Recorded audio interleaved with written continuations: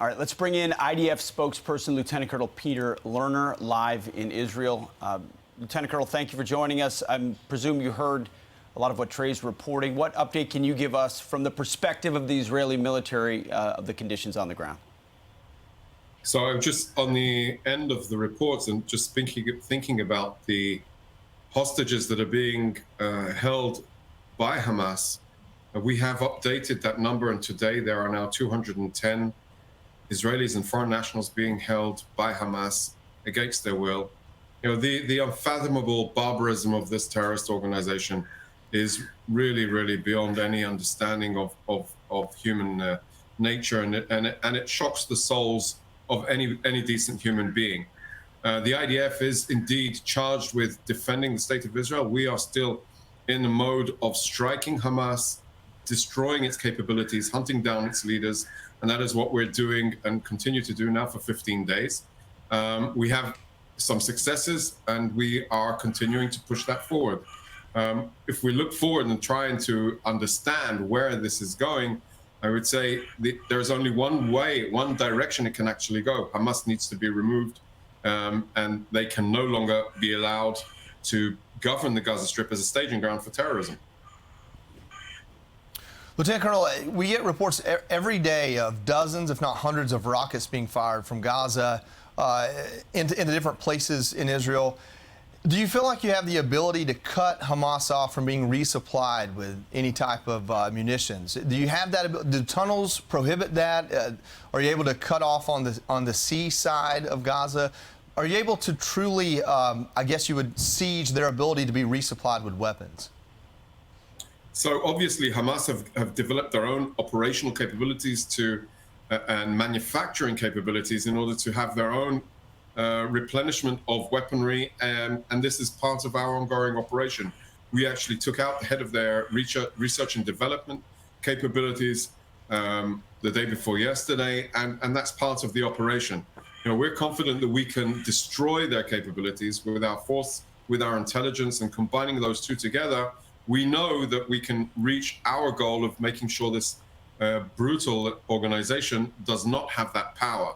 Of course, as the operation, as the war goes by, and as things will move forward, they will try and challenge that and try and replenish their capabilities. And of course, we will do everything we can in order to prevent that from happening.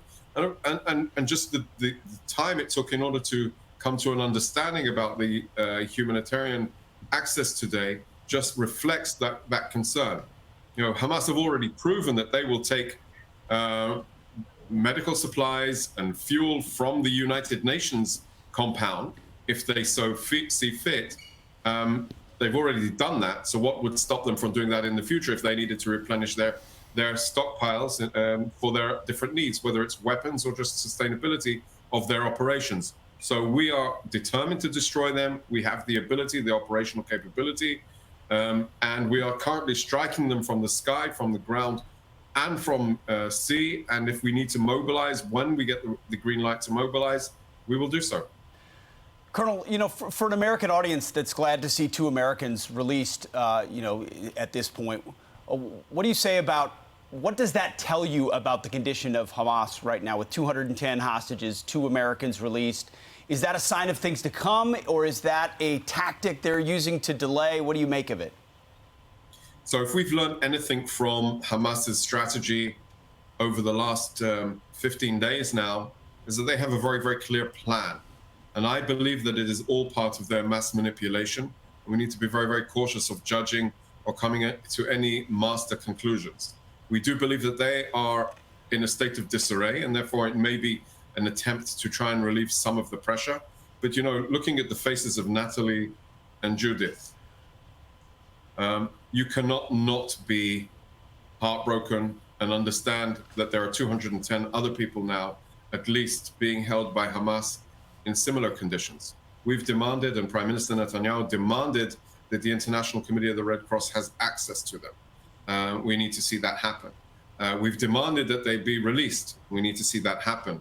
And in any case, Hamas cannot be allowed to continue to use the Gaza Strip as a staging ground for terrorism, mass murder, massacre, abduction, rape, and all of the atrocities that they conducted. Yes, this is a fundamental part, and the hostages are at the top of our priority in order to bring them home, and they are absolutely in our hearts as well. Yeah, I mean, I just can't believe that they, in the very least, wouldn't release the babies, the toddlers. I mean, it's just it's unfathomable. But my question is, 9 months old. Yeah, I can't even fathom it. It should just be done immediately. But how does a ground invasion potentially, happening any minute or maybe in the next couple days, how does that complicate their release and the negotiations for their release? I think there are two parallel horizons that we need to watch, and I don't want to discuss in detail the issue of the hostages any further because I don't want to jeopardize any attempts to bring them home as quick, and I'm sure you understand.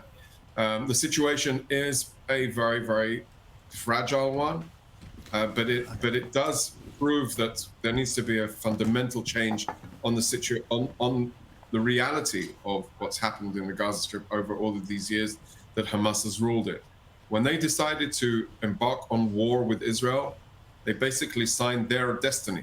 And our responsibility is to make sure that they can never, ever have that power to govern the Gaza Strip as a terrorist entity, as a terrorist organization, as a terrorist army that can hold the people of Israel hostage, 210 Israelis and other nationalities hostage. And I would also add the people of Gaza hostage. They need to go. Colonel, I've got one last question for you. It's a tough question, but I think it's one that a lot of us really are struggling to understand. When the stated goal is to destroy Hamas, does that mean destroy its leadership and take away its arming capabilities? Or does that mean search out every Hamas fighter and have them meet their death? And the reason why I ask that is I fought a couple of wars in the Middle East, not the same enemy, but similar in a lot of ways. And pretty much every teenage boy and older has the opportunity to become a Hamas fighter. I haven't seen anything to indicate that the Palestinian people reject Hamas outright. How do you go in a ground invasion, kill your enemy, and not have others pick up arms while you're there and just continue the cycle?